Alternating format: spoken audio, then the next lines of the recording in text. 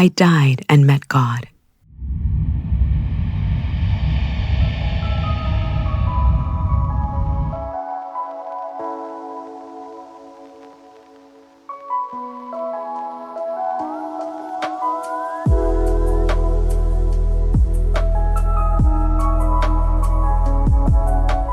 Hi everyone, welcome back to Spirit Travels. I'm Maureen, your ASMR NDE narrator.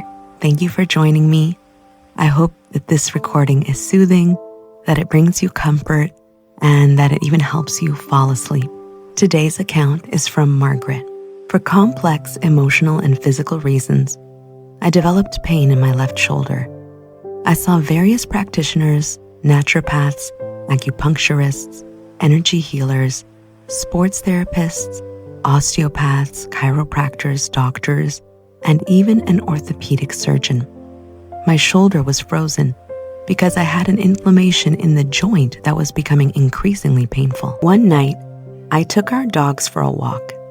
They charged off in different directions at the same time, with me in the middle, holding their leashes. My shoulder was yanked hard in the opposite directions, escalating the pain. Later that night, the pain was so excruciating that I couldn't stay in bed any longer. I spent the rest of the night leaning on cushions and pillows on a mattress in the spare room. After a couple of painful nights like that, we bought a recliner rocker so I could sleep semi-upright. Surgery was possible, but it was a long wait. The doctors prescribed painkillers every 4 hours. Most nights, I would take my painkillers and sit in the recliner. I might sleep for an hour and a half, then wake in pain. It would be another 2.5 hours before I could take the next dose. Other nights, I only managed to get a couple hours of sleep. On one such night, I was sitting up with a blanket wrapped around me and a hot water bottle on my lap. I was trying to manage the pain until it was time to take the next dose of medication. I think I was meditating because that made it easier for me to handle the pain. Suddenly, I found myself in what I call the golden place. It was a place that was not of this world, and it was filled with beautiful golden light. I was completely free of pain. I was surrounded by radiant golden light in an immersive experience. The warm golden light permeating every part of my being. The light seemed warm, but this was not physical warmth. It was the heartfelt warmth of love wrapped in a golden embrace. Words fail to describe my experience because they do no justice to it. Light and love filled every part of me. I knew I was loved beyond any earthly experience of love. This love far surpassed anything I had ever felt, and I was at peace. I seemed to be at the edge of this golden place, with the light spreading out before me and into the distance. There were energetic beings moving around a little way away from me, perhaps attending to their own matters, and there were presences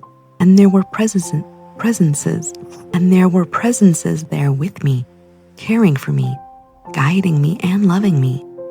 All was love. The word divine comes to mind, but it hardly describes the loving presence at the heart of that golden place. I felt deeply blessed to be taken from my painful earthly life into that sublime experience of joy and love. Trying to describe it, my words fall short of the reality of what I experienced. In that place, I knew that all human beings go there eventually after death. Perhaps all the meditation, reading, and reflection I had done helped me go straight there. From what I've read, souls often see what they believe they will see when their earthly body dies. If you believe in Christ, Buddha, Muhammad, or another higher being, that is who you will see. Maybe we all see the ultimate source of love and make sense of it through our religious expectations or earthly teachings. Some people may see hell because that's what they've been taught. In my church, hell was mentioned in the Bible, but it was never emphasized. People who describe hellish experiences after death often speak of reaching a point where they call for help and help comes. The hell dissolves and they find themselves in that beautiful golden place. I had a spiritual experience when I was 9, hearing a spiritual being speak to me, a being who loved and accepted me without judgment or punishment. I did not believe in the heaven described in my church and had never imagined the afterlife visually until my experience. Writing about it does not capture how I saw the light or those beings. My earthly eyes were not with me. My soul saw the beings. When I found myself in that golden place, I simply knew I'd come home from where my soul belonged. There was emotional healing for me in that golden place. Love heals, and that's a truth I've known since my father lovingly held my foot when I was sick as a teenager. My experience confirmed the healing power of love, though I can't explain how. I knew that my physical pain wasn't being healed, but that didn't matter. Time was different there. I don't know how long passed on earth while I was there. It felt like an eternity and an instant at the same time. As I absorbed that light and love, I knew I was being given the choice to stay or return to my earthly life. My focus was simply on being there. It was so beautiful that I saw no reason to leave. Communication came from the spiritual beings caring for me, but no words were spoken. Telepathy is too limited a word. I simply knew what was being conveyed. Love and care flowed to me continually, and I was encouraged to look back at my earthly life and decide whether to stay or return. Years earlier, when my sister died by suicide, I was angry with her.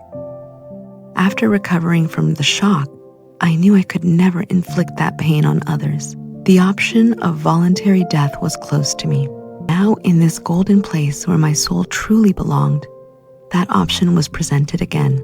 With loving encouragement, my turn to my earthly family. My husband had lost his first wife to cancer, and his children had suffered the loss of their mother at a young age.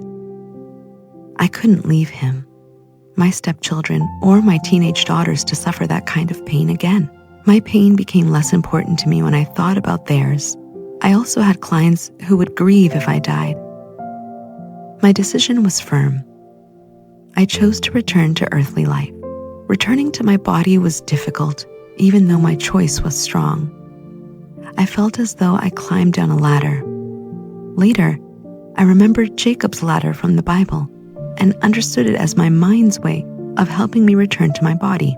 I descended slowly, feeling more distant from the golden place, but still surrounded by its love. When the tips of my spiritual toes touched my physical head, the pain returned. It was like plunging into a pool of agony. Fully back in my body, the pain remained, but my attitude had changed. It was okay to suffer, knowing that one day I would return to that golden place. It was both okay and not okay. The pain was unchanged, but I accepted my earthly journey as a small step for my soul. I knew I would die someday and return to that golden home. My pain became an opportunity for soul growth, and I valued that. Eventually, I had surgery, and most of the pain eased, but another painful journey lay ahead. Thank you all for listening to this account. If you've listened this far, please make sure to subscribe and like this video to support this channel. It's a small thing that you can do that really helps our channel. Are you worried about your loved ones when you pass away? Are you concerned that they might not be ready? Are you concerned that they might be overwhelmed by all the loose ends? Don't be. That's why I created the Essential Affairs Planner. Over 80 pages of printable and editable sheets for you to fill out so that your loved ones are not left with a sense of chaos after your passing. With sections like medical information, financial information, passwords, insurance, and more. You're sure to leave your loved ones with more clarity and a little bit more ease during a difficult time. You can find the link for it in the description below. Okay, I won't bother you anymore. Let's continue. This next account is by Riley. I died and met God. It was supposed to be an ordinary day at the lake. No partying, no reckless stunts. Just me, the sun, 2 friends, and the water. It was about 7 p.m. We were making one last ride before calling it a day. We had already fallen off the jet ski earlier, and we were getting back on when, as we sat down and got ready to go, the machine slipped forward and shot out from underneath me while I stood still. I didn't hit anything. There wasn't a crash, but the force of the water pressure as it struck me tore through my body internally. It gutted me. That's the only way I know how to explain it. I was torn open from the inside out, and as I looked around, I could see the blood surrounding me in the water. I realized my insides were coming out. They got me back on the jet ski and headed to shore. Everything that was supposed to be inside me was coming out, and I saw it. By the grace of God, we made it to shore. Someone had already called for help after hearing my screams. They laid me down on a picnic table, bleeding, broken, and slipping away. But that's when the next trauma began. My lungs wouldn't expand. Water had filled my abdomen and created pressure around my chest. I couldn't breathe. My body couldn't breathe. The little oxygen I had in that moment was all I could get in and out of my lungs. I started to suffocate, and I knew I was dying. But here's the strangest part. I didn't feel fear. As I watched people around me panic, a heavy calm settled over me. Everything went quiet. It was like time slowed down just for me. I looked around, fully aware, and began to make peace with what was coming. Then the ambulance arrived. They lifted me in, and the moment those doors shut behind me, I died. I left my body.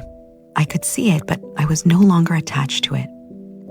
There was no pain, no panic, just complete awareness. And then something unexpected happened. I had a life review. Every single person I had ever loved appeared before me. I remembered what they smelled like, what they sounded like, faces from my childhood, loved ones I had forgotten, people who had passed away years ago. Every soul that left a mark on mine came flooding back. As I began to ascend, I wasn't flying through the clouds. I was rising in understanding. I saw the impact of my death. I was being shown how it would break the hearts of the people I loved. At the same time, I started receiving knowledge, things I had never studied, truths I had never asked for, and some I did. So much wisdom was downloaded into me as the veil was lifting. And then I arrived somewhere. It was the most beautiful peace I've ever known, not just emotionally, but physically, visually, spiritually. The colors, the calm, the overwhelming presence of love. It was heaven, or at least part of it. Then, a light appeared. It started as what looked like the most breathtaking sunset I'd ever seen. But as it got closer, I saw it wasn't just a sunset. There was a silhouette of a man made of light, love, peace, power, truth. But not just any man. It was God. I knew it instantly. He didn't have to say his name. He was the name. His presence said everything. And then he spoke, but not out loud. He didn't need to. He spoke straight into me, into my spirit. Love is a choice. I am love. And that life back there was about me. And you didn't choose me. You missed the boat. That moment wrecked me.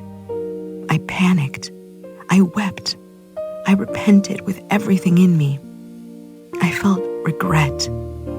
Deep, gut-wrenching, eternal regret.